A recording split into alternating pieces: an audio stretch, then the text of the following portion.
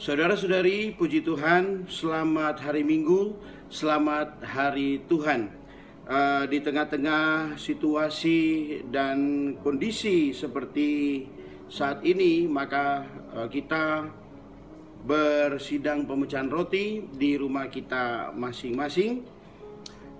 Saat ini saya akan membawakan berita tentang pekerjaan roh itu berkesimpulan pada pembauran antara ilahi dengan insani.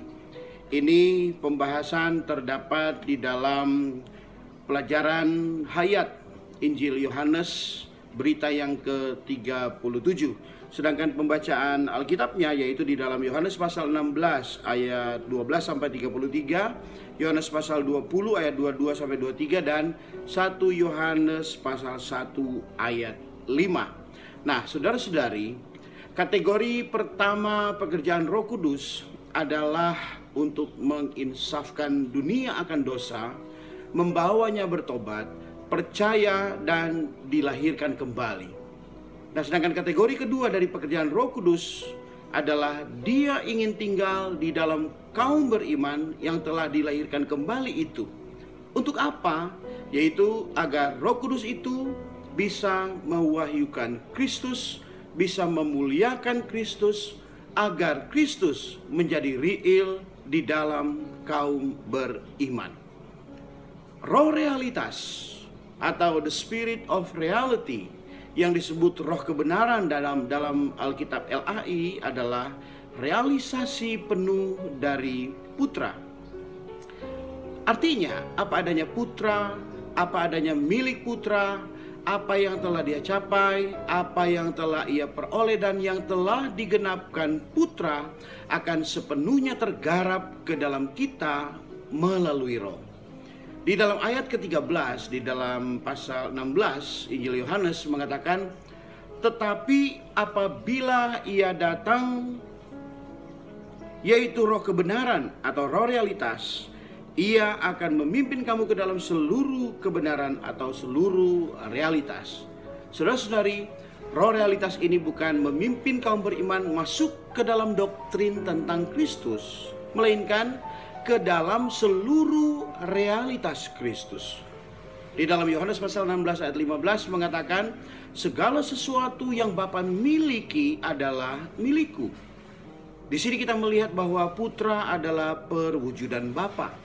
Segala apa adanya Bapa dan milik Bapa telah berdiam di dalamnya.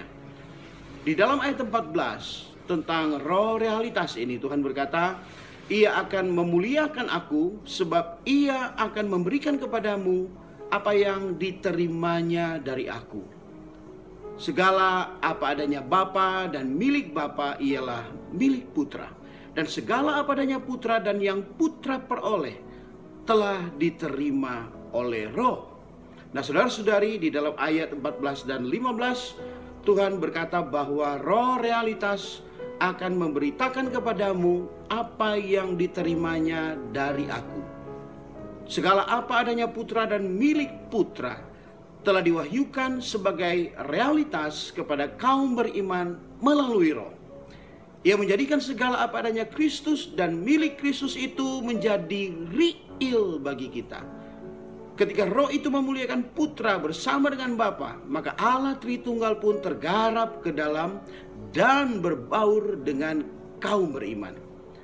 Oh saudara-saudari, hidup gereja ialah perbauran ilahi dengan insani hari demi hari. Di dalam ayatnya yang ke-13, di sana dikatakan Tuhan mengatakan tentang Roh bahwa ia akan memberitakan kepadamu hal-hal yang akan datang. Saudara-saudari, Roh itu akan menunjukkan perkara-perkara yang akan datang, yang terutama diwahyukan di dalam kitab Wahyu, seperti di dalam Wahyu pasal 1 ayat 1 dan ayat 19. Nah, di dalam ayat 16 sampai 24 di dalam Yohanes pasal 16 kita nampak butir yang agak sulit untuk kita pahami, yaitu Putra dilahirkan dalam kebangkitan sebagai anak yang baru lahir. Saudara-saudari, Tuhan memberitahu mereka bahwa seorang perempuan berduka cita pada saat ia melahirkan. Tetapi sesudah ia melahirkan anaknya, ia tidak ingat lagi akan penderitaannya, karena ia gembira bahwa seorang manusia telah dilahirkan ke dunia ini. Kita bisa melihat di dalam ayatnya yang ke-21. Nah, saudara-saudari, siapakah perempuan ini? Perempuan ini ialah semua murid-murid Tuhan. Dan anak ini ialah Kristus. Kelahiran anak ini adalah kelahirannya di dalam kebangkitan. Selama 3 hari itu, yaitu saat Tuhan terkubur di dalam perut bumi, murid-murid sungguh seperti menderita sakit bersalin. Untuk apa? Untuk melahirkan, untuk kelahiran Kristus di dalam kebangkitannya sebagai anak Allah. Setelah kebangkitan Tuhan, maka perempuan ini mempunyai anak yang baru lahir, dan ia pun bersuka cita. Manusia yang dilahirkan ke dalam dunia itu ialah putra. Yohanes pasal 16 ayat 21. Putra dilahirkan di dalam kebangkitan. Kisah Rasul 13 ayat 33. Dia dilahirkan di dalam kebangkitan sebagai anak Allah. Kisah Para Rasul 13 ayat 33 membuktikan hal ini. Di sana dikatakan dengan membangkitkan Yesus seperti yang tertulis dalam Mazmur kedua. Engkaulah anakku, aku telah memperanakan engkau pada hari ini. Kebangkitannya adalah suatu kelahiran. Sebagaimana seorang ibu akan bergembira ketika melihat anaknya yang baru lahir, maka demikian pula murid-muridnya gembira ketika mereka melihat Tuhan pada hari kebangkitannya. Tuhan menubuatkan di dalam pasal 16 ayat 22 bahwa murid-murid akan bergembira dan bersuka cita. Dan di dalam Yohanes pasal 20 ayat 20 menunjukkan bahwa murid-murid sungguh gembira ketika mereka melihat dia pada hari kebangkitannya. Saudara-saudari, di dalam ayat 23 dan 24 kita melihat kaum beriman bersatu dengan putra dan berdoa di dalam namanya. Melalui kebangkitan, ia dilahirkan sebagai anak Allah dan menjadi roh pemberi hayat. 1 Korintus pasal 15 ayat 45. Dan sekarang kita kaum beriman di dalam roh, oleh roh, dan dengan roh. Kita dapat bersatu dengannya. Kita bisa berdoa dalam namanya.